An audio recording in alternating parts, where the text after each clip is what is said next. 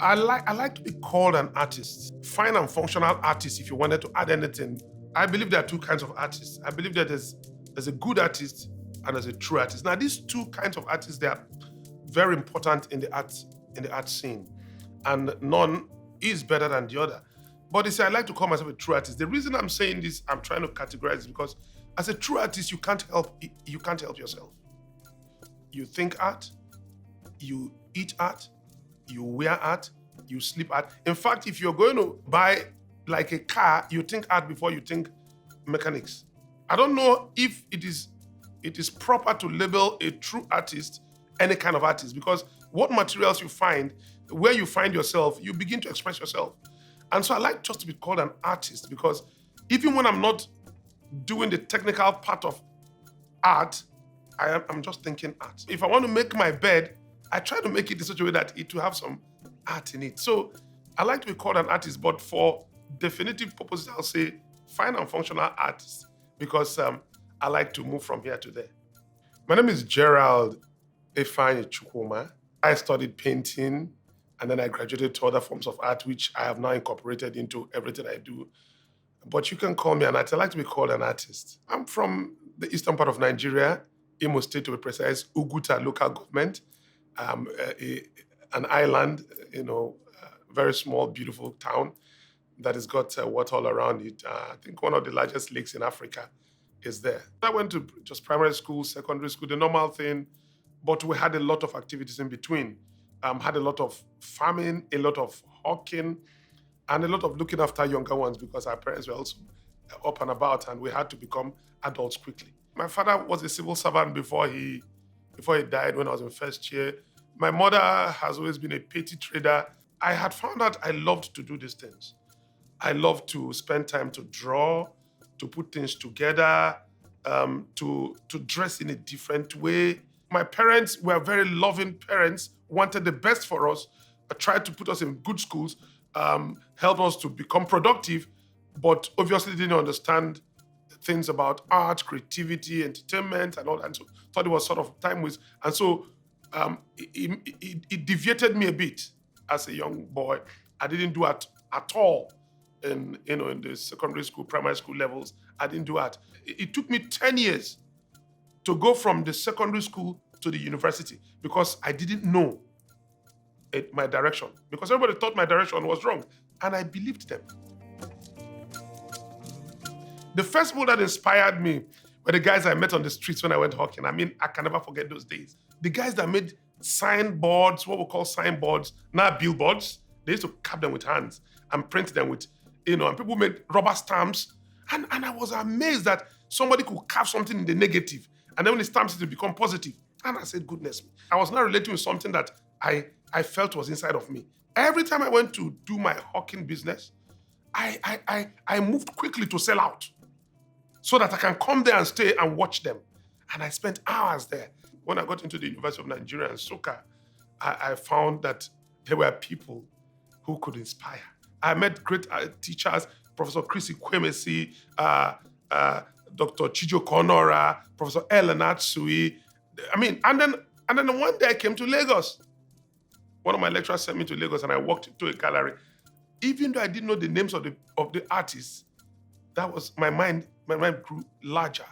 And so people who inspired me to become a professional artist were those I met after I found out that there's something in you, it could be art. The first day I got into the University of Nigeria, so the very first day, I asked somebody, where's the art department? And I went straight to the place with my boxes. And I sat down there, and something caught my eyes. It was a newspaper clipping. Artist from Nsukka wins Osaka prize, third prize. And I said, wait. Do you mean that an artist can enter a competition far away in Japan from Africa and get third position? No. So this is not just what I heard. I didn't know that art was as big as this, or could even take you somewhere other than, I didn't know that. And it was Ellen Atsui. And he had just, won the Osaka Biennale art competition. I didn't know what it was, but I knew that it was important. That stuck to my memory. After I saw that caption, I went to do a piece Immediately I started as a student, I went to do a solid piece. And I said, this, I will enter for Saka. Let me shock you. When I was graduating and I was packing my things, I found that piece of art under my stove where I used to cook. So over the years, it has become something that's not as important as I used to think. Now that was significant for me because now that tells us that ideas will progress. So, but that inspired me to try out. You can do it. Why not try a few other things? And so, even up till now, I still experiment a lot just because of that, that foundation.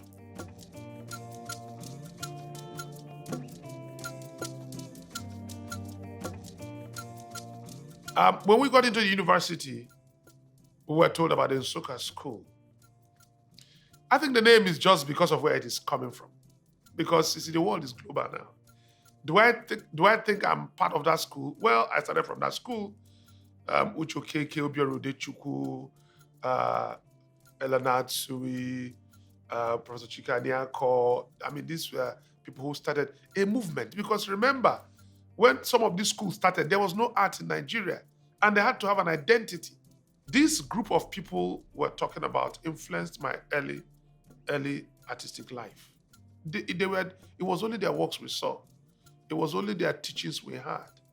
And so we started from there to grow. But at a point we had to move on to. And that doesn't mean we forgot where we came from. No, we didn't. It's placed in our spirit because revelation is progressive. The Nsukka school is a beautiful school that started the journey, but the journey is still continuing. Yeah. Am I Igbo? Yes. Does it influence my work? Yes. There's something I always say, and I'm going to translate it. I have to say it in Igbo. Igbo dikechi, echi adega agwago. Meaning that the Igbo is like tomorrow. Tomorrow never finishes. Tomorrow will continue. And I think that that's the character of the Igbo man. And so, was I born in that? Yes. And that's why through the years, as I do art, I realize that that's one of the spirit dimension that is moving me forward. Because when you meet a lot of obstacles and you continue, there's something else other than yourself. And so does it influence me? Yes. Something deep down that we were created with. No, it's like saying that in Brazil, they play a lot of football. Is it that they don't play football every other place? This is something that came from a spirit realm that you can't change. No amount of anything can change it. No pushing to the wall can change it. No singing praises can change it. It is there. So it influences my work. And that's why my work oftentimes talk about the brighter side, no matter what has happened, because I believe in a future that is always better than the past. The part of the shining light that shines brighter and brighter until the perfect day. That's the Igbo spirit. And I live it, even in my works.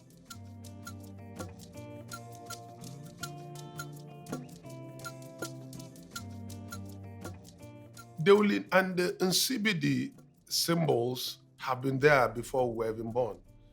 And some of us, like myself, found it by default, not as if, I didn't know anything called Uli until I got into Nsukka. And that's because it was part of things studied in art, history, and all that. And so we met it. And Uli really is a name given to an indigo dye.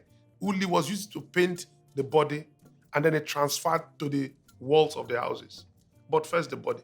And so when the women were coming out to dance or coming out to, to show themselves, they used this Uli to decorate their body. And so it is. So that's about the culture. What culture even brought about Uli is probably where it came from. And that's why women practice it more. But it moved on to become an art form. They decided doing it on walls and all that. And so the progression followed simple. Therefore, it crept into my work by default because when I got into Nsukka, I didn't know anything called Uli. I was painting, doing other things. But I realized that there was certain things coming in. However, I cannot say now that is Uli you see in my work. Is there a foundation of Uli? Yes. Is there a foundation of Nsibidi? Yes. But like English, that took parts from French, from other speaking countries, and formed English. The base of Uli has spread that I even now have my language, which I'm probably yet to find a name for, but also erupted from Uli. The symbols mean certain things, yes, but over the years they've metamorphosed into a full-blown butterfly, and so they don't resemble the moth anymore. But remember that it is a cultural thing, and so we leave that culture out. So would I be called an Uli artist? No. But an artist who infuses the roots of Uli sometimes in his work. I want to talk about the aluminium that I beat on the work. When I came to Lagos, if a village boy leaves the village, he heard about Lagos, and we're coming to Lagos, the first thing you think is the bar beach, because you think you have arrived in Bahamas. And so when I landed in Lagos once, the next morning, I was at the beach. Because, even though I had a lake where I came from, the beach was different. It's the Atlantic Ocean. We heard about it. So I went straight to the beach. And I thought I was arriving at the Bahamas, and that's the truth. When I got to the bar beach, that's what it's called, I was shocked a bit. I saw cans lying about. I had seen pictures of beaches, and pictures of beaches are always nice, as if everything is arranged. But I saw cans everywhere. So something broke a chord in my mind. Why are cans lying around everywhere? The artist in me woke up and said, wait, cans? They are colors. So that day, after having a bottle or two drinks, I picked up these cans and came back home with it.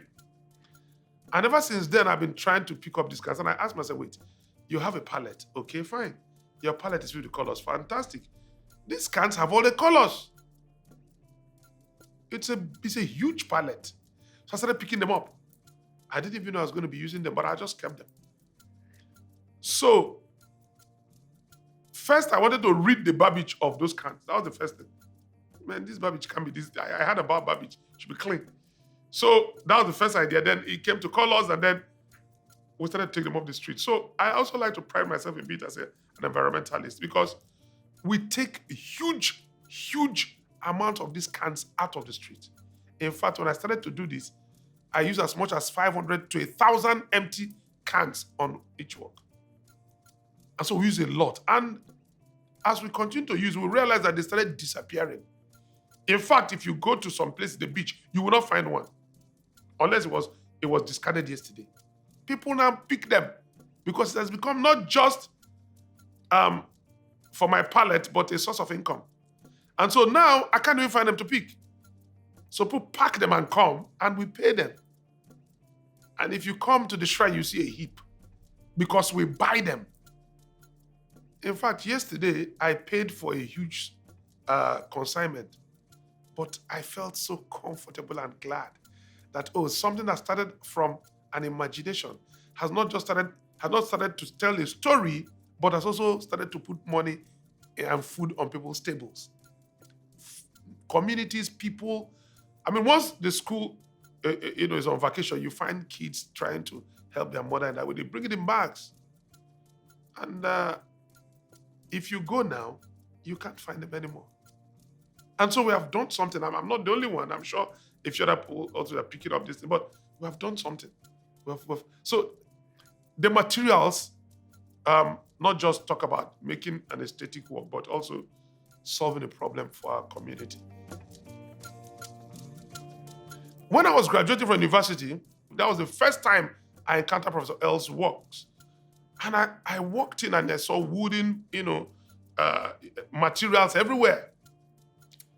And the first thought that came to me was, because I had painting was in my brain. The first thought that came to me, I said, these are beautiful carved works. But shouldn't they have more colors? That's what I told myself. It was the painter and me talking. But that encounter remained for a while. And when I started to evolve from painting, wood came into play. Some of the ideas here and there came, and I began to beat aluminum into the work. The technique is a bit painstaking. The process is a bit is a bit painstaking also. It takes a little while. We get the wood and we try to shape them into sizes that we want. And then I now leave them on the wall, hanging them blank like that, and then start interacting with them every day. And the more I interact with them, the more they tell me what to do. And then we begin to sketch and then carve, of course. And from carving to the point where we have to burn it for two reasons: to tune the wood so that it is baked, sort of, and then also to deal with anything that's inside, and then give it that beautiful black color that is usually the base. And then we now begin to apply colors. Then I apply colors to it. First, there are about 2 or 3 coatings of colors but while you apply the color, you sand it off also. And so some of them seep into the wood grains to give it that, in-depth feeling that you can't really explain. And then from there, I now bring it to the studio again, when I begin to put the metals, the aluminum sheets and all that. Of course, the aluminum sheets is another process altogether. We get the cans, we cut them all out, flatten them, beat them into shapes before we start to cut them to the shapes of the panel. So the process is a bit painstaking that may not be completely understood unless you watch it through.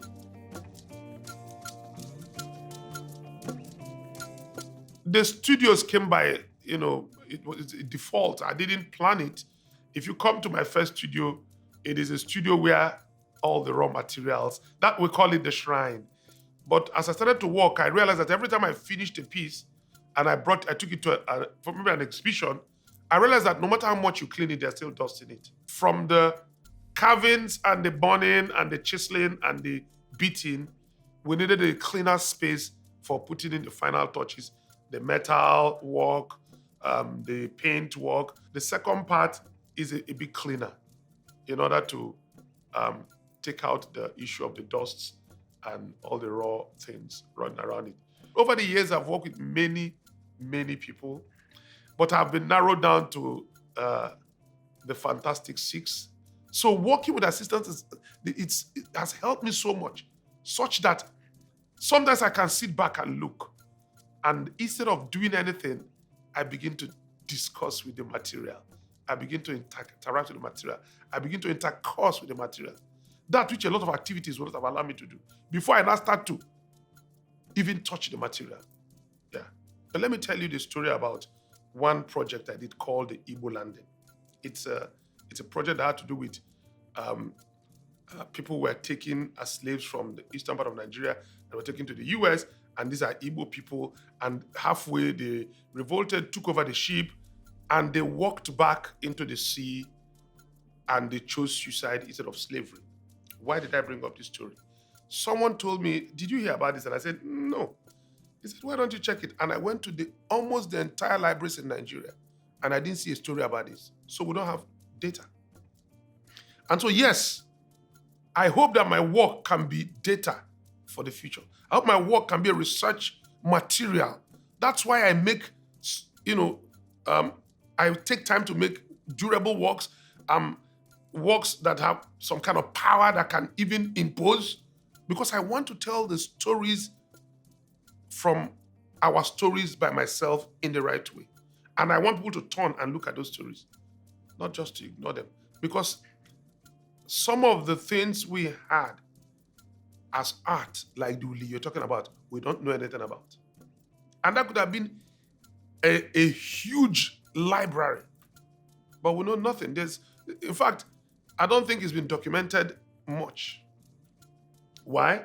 Because probably it wasn't permanent. Like the bronzes, like the Benin bronzes, like the Nok terracotta. If not, there'll be better. When we talk about Uli and Nsibidi, for instance, you may see more. And then we can delve deep down to find out what informed these works and find out more about who we are. Some of the things that we're told differently, and we're trying to correct with our works. That's why we tell stories. That's why I tell stories. The energy of Lagos. I've been to a few places. I still want to go to many more. I don't think there's any place like Lagos. Let me tell you why. It is such a small place. that hosts the biggest things in the world. Lagos is this island that hosts the good, the bad, and the ugly. I think that's the best way to describe it. So much energy that you don't have to do anything to have energy. You can sit, and others will provide your energy for you. It is so contagious. You know, I used to ask, we have these buses they call Molue. They are like shuttle buses. And I used to ask, is there a spirit guiding this? Because even if you were such a humble, nice guy or lady, and you just start driving it, you become crazy immediately. I love Lagos. Lagos is the only place where you sleep with one of your eyes open, no matter how much money you have, no matter how much comfort you have. Yeah. You cannot predict Lagos. I really love that because it's like the kind of work I do. In fact, part of the reason why I am an artist today is because I have never been able to predict the outcome of my works. And that is so beautiful. Because first, I enjoy the outcome since I don't know what it's going to be before any other person enjoys it. And so I'm not just the maker, I'm the spectator too. That's beautiful. That's Lagos. You think you have gone to this restaurant and it's perfect. Tomorrow you see something else. You think that beach is part of next week there's another one looking better. You think that this art it has broken all the records. Sorry. Yesterday I went to a gallery and spent the later part of the evening just relaxing in the gallery. And I was telling the owner, I said, my goodness, are you saying we have this number of great artists in Nigeria alone?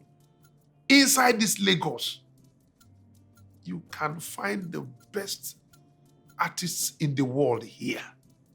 And I mean it. I'm not here. And you don't even know them. So Lagos has the ability to produce results. It's in the DNA of Lagos. Music, movies, banking and finance, agriculture, governance, creativity. This is the yardstick of Africa. Yes, I can come. So when you come, the spirit, let me tell you something about spirit, about deities. People don't understand. Do you know something about deities? When you do something consistently and constantly in a place, a spirit deity stays there. And so when you come there, it begins to erupt in your life, whether you like it or not. That's what's happening to Lagos. There's that spirit deity that lives, that makes everyone wants to hustle, wants to bustle, wants to excel, wants to become better, wants to achieve, wants to grow. Once you come in and you can't sleep, the fever catches on. And so Lagos is like no other place. I've been to a few places in Nigeria, in Africa, in the world. I never feel this energy anywhere. It doesn't matter where it is. I've tried to spend a week in New York to see if I can catch the fever. It worked a bit, but it was too nice. It was a bit too artificial for me, and I said, no, I'm back to Lagos again. So yeah, that's the feeling of Lagos. I don't want to sound sarcastic, maybe because I'm in Nigeria, but let me say it as it is. There is no better art than from this country. Creativity was born, was embedded in our lives. You can be anything, but creativity will erupt at each time. I've had many beautiful highlights. I've had many fests. When I first came to Lagos, there was a competition in 2008, 2007, 2008. I was just walking on the streets and I saw a publication. I went to the office. They said, yeah, you can enter that. Today is the last day of entering the competition. And I entered and I was part of the winners. And it took me to Amsterdam. You see that? That's highlight. Massive highlight.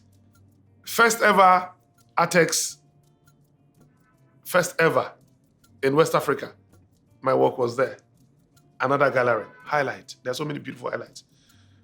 First ever Amory Offshore. I was one of the 5 artists. Highlights. There's so many highlights. But for me, the most important highlight, are the people that I met. The journey to here is so beautiful. And I can tell it, but let me give you an abridged form. I met a fantastic lady called Sandro Bago, Nigerian gallerist, who showed my work, trusted what I was doing, saw the future, showed it. In that exhibition, she took me to Artex. And in Artex, another wonderful person, 1957 Gallery, 1957 Marwan, saw the work. Wow. So this, I'm talking about these people now, not the work anymore. These people, because when they see the work, they want to see the person. And then we begin to interact and I say, oh my goodness, these are wonderful. He sees it, he takes it to Ghana and takes it to Turkey. And then Christine Gelajed sees this work and she and Marwan moves it to London. And, I'm looking at this journey, but it is the people that I met. These are the highlights for me. These are wonderful people who have made a mark. One of the greatest highlights I have is the woman I married, my wife. And I'll tell you why. She met me in first year in the University of Nigeria, Nsukka, and knew where I was going to. And encouraged me in first year. I started saying certain words that now I recall that one angel came to my life. And so when we talk about highlights, I don't usually like to look at the art per se. Just is very important. But it's the people that matter. It's the people, because it's a world of people. And so, many highlights, including, like I mentioned, the Amory show, the Offside show, which is such a brilliant idea. And imagine choosing 5 artists from the world and I'm one of them. That's magical. That's a miracle. People just walk in and highlight your life. These are the real highlights. Yeah. And we hope we can also highlight people's lives like that. That's really my journey of life. Tomorrow never comes, Tomorrow never comes. We just have today. Yesterday is no more. But we have to learn from yesterday, and whatever we do today is what tomorrow becomes. And so sometimes, if you're at the right place at the right time,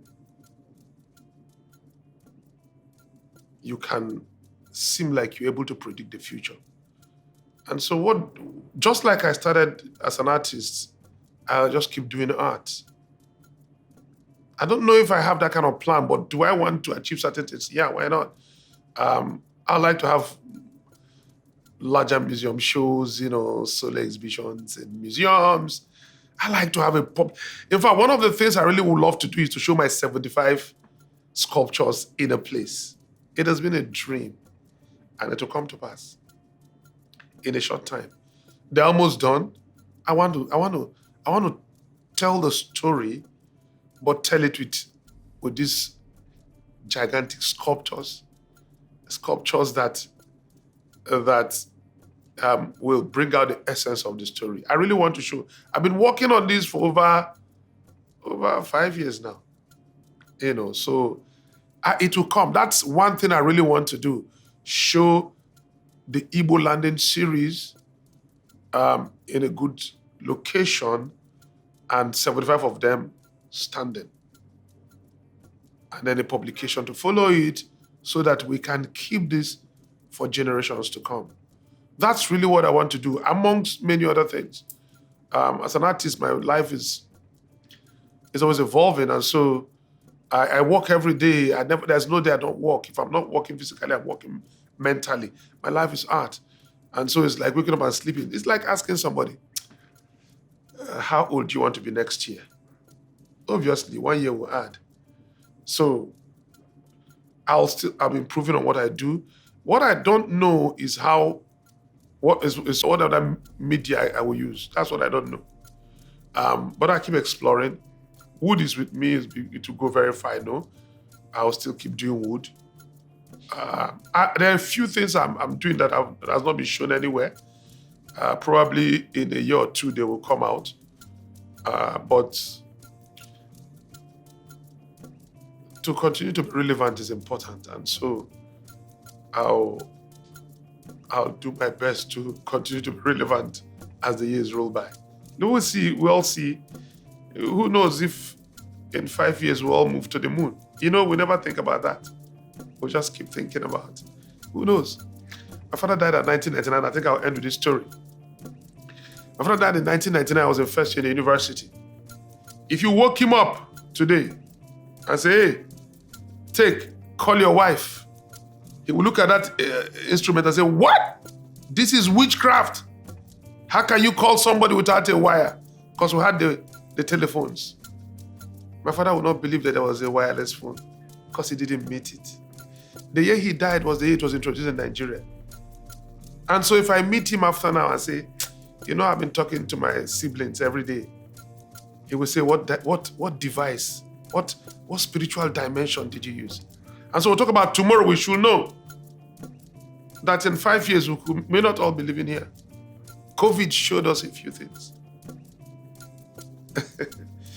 And so you are be careful how you plan about the future. Does it mean we're not going to have plans? No, we should. But we should leave room for anything that is about to happen. And they happen all the time. Yeah. That's it.